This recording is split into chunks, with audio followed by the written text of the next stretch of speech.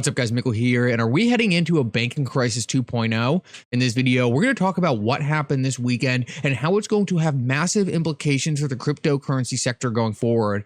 I also want to go over the Tether news that has been happening recently. Guys, there's a lot of people saying that Tether is going to be banned in the United States. There's some people saying this is just FUD. I want to give you my perspective on this. I think it's super important, especially with Ripple's new stablecoin coming out. Like always, your support means so much to this channel. Guys, thank you to everyone who likes the videos and to subscribe to the channel. These two things really do help me out so much. Also, if you ever need a good place to buy some XRP, make sure to check out my favorite exchange Uphold down in the description of this video.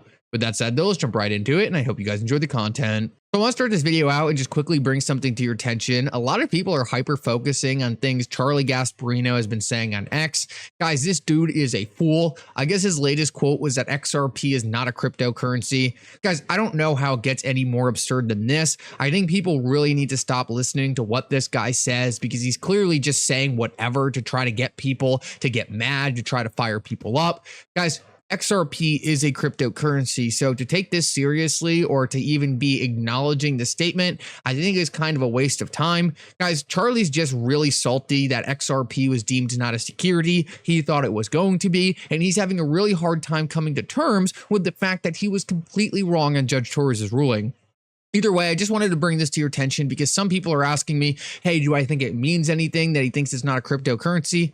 Guys, absolutely not. That's literally what XRP is. It's a cryptocurrency. It doesn't matter what I call it. It doesn't matter what Charlie Gasparino calls it. It's literally a cryptocurrency. So I just want people to be very careful about listening to people like this. Guys, you really just need to understand a lot of these people have no idea what they're talking about. Just because they have a big following doesn't mean that what they say is true. Most of the time, the people with the biggest following actually have no idea what they're talking about. So just keep that in mind. I want to move on and get into the more important stuff though, and that is around Tether. Guys, there's been a lot of debate recently about whether Tether is going away, whether Tether is perfectly fine. And I want to give my 2 cents on this because I think it's really important.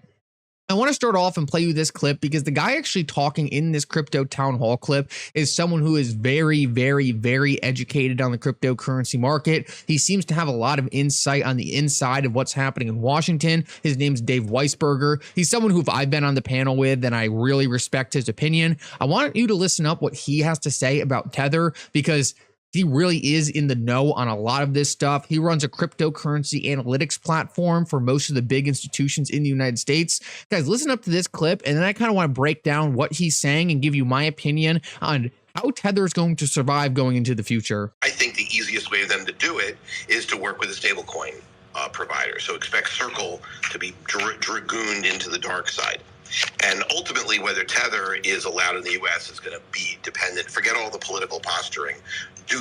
Are they willing to have that reporting work? That's my conspiracy theory. Because it all. If you look at Lummis Gillibrand, Tether would be immediately excluded for not having a banking license in the United States. I'm not saying that will pass, but yeah. No, but first of all, Cynthia Lummis, under no circumstances, is on the side of let's control everything. But she's been very clear about let's control fiat. I mean, terrorism stuff. I mean, she said it before. So, they're probably looking at it saying, well, we can't control Tether, so give up. But remember, in a negotiation, you don't go to your best and final first time. I mean, sometimes you do, but very, very rare. So don't expect it. I mean, it's the first salvo. Anyway, my conspiracy theory for what it's worth is that the end state that is wanted by the smarter people in the room, and I'm not talking about, I don't want to start defaming members of Congress, other than Elizabeth Warren, who she wants to have nothing to do with this because she's one of those I want to control everything people. But I don't think that's a majority on either party. I mean, certainly not Republicans. Even in the Democrats, I don't think that's a majority. So I think that the line that they're going to go to is as soon as you exchange for fiat or fiat equivalent. At that point, and I think that we could live with that as an industry one way or another. That's, I think, where it's going to go. If it goes further than that, it's a disaster. And if it goes better than that, it's a huge win. Because I thought that was a pretty interesting clip, but I think the most important thing that he breaks down is that there's obviously not a lot of fans of Tether in Congress, and Congress is going to pick who can be a stablecoin provider in the United States. Right now, Congress is actively trying to make it so Tether cannot be a stablecoin provider in the United States. Let me tell you why I don't believe Congress is going to let Tether run a stablecoin business in the United States, or at least not be a registered stablecoin. At the end of the day, the banking regulators and the other regulators in the United States are going to want as much control over fiat as possible. Because Tether is an offshore company, they can essentially not comply with whatever the United States is doing without risk of the United States being able to do anything about it. That is a massive issue for the United States. The United States cannot monitor Tether like they can Circle and Ripple. With Circle and Ripple, they can make sure Circle and Ripple are sanctioning countries. They can make sure Circle and Ripple are not providing finances to places they don't want financing to go to. And when it comes down to something as important as the US dollar, I just don't know if they are going to allow a company like Tether to run rampant without having any control over that situation. Guys, I think they're essentially going to make Tether an illegal service. Now, this doesn't mean Tether is going to go away. They're only going to go away in the regulated cryptocurrency market that's being built. I really do believe the United States is going to essentially push Tether out of that inner circle. And Tether is still going to be used everywhere else in the world and for transactions that people don't want the US government to have control over. But Circle and Ripple are going to take most of the institutional volume flows. Now, for me, this is the perfect situation. I have always been super bullish on institutions using cryptocurrencies. I have always been super bullish on institutions using regulated versions of these cryptocurrency products. Tether is still going to be around, but I don't think they are going to be allowed into the regulated circle that Circle and Ripple are allowed into. I think the US regulators are essentially going to do everything in their power to make it so institutions can't interact with Tether and essentially push Tether into the dark side of the new generation financial system. I think Tether is going to kind of go down like what the dark web is today. People are still going to use it. It's still going to be useful, but it's not going to be used by the traditional players in the financial system. Guys, I hope this gives you Guys, I hope this makes sense to you. This is really where I see things going. I don't see the US regulators allowing Tether to persist in the United States. And even if it does persist, I just don't see it having the appropriate regulations around it for it to be used like Circle and Ripple stablecoin are going to be used for in the future. Now, guys, I want to move on and cover the last topic for this video, and that is whether or not we are about to have a banking crisis. Guys, right now, high interest rates are putting massive pressure on the financials, and we are seeing more and more banks going under every single day. For those of you who don't know why this is happening, it's essentially because the Federal Reserve jacked up rates to record high places, and most of these banks just simply weren't ready for it. Most of their portfolios were caught completely off guard, and now these banks are at massive losses because of the high interest rates. And I can just show you guys a chart real quick of this happening in real time. This is the balance sheet of the Federal Reserve, the most well-capitalized bank out there. They can print money at their own will. And take a look at what happened to them when rates went up. They have record amounts of losses, the likes they have never seen before. Guys, if this is what's happening to the Federal Reserve, imagine what's happening to the community banks all around the United States. Guys, they are getting decimated by the current rate environment. Now, it's important to understand, I don't think this is something that's going to bleed into the rest of the market. I believe this is really contained within the banks and the financial institutions. But take a look what they're dealing with right now. They are dealing with record losses because of the interest rate environment. They're getting absolutely slaughtered.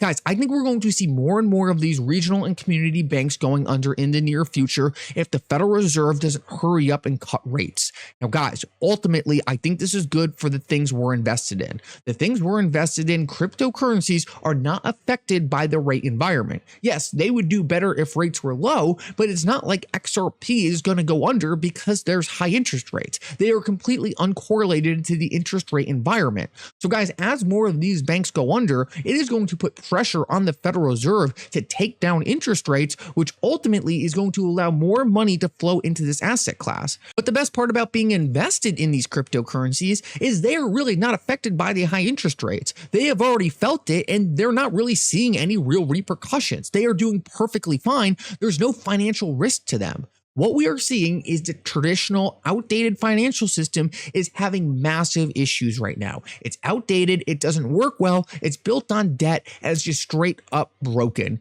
Guys, the more and more we see the traditional financial system going under, the more we're going to see the new age financial institutions emerge from what is the ashes of the old system. I really do believe we are getting closer and closer to the old system, the old guard completely failing, and the new financial system players completely taking over. Guys, these high interest rates are accelerating what we have been watching play out over the last couple of years.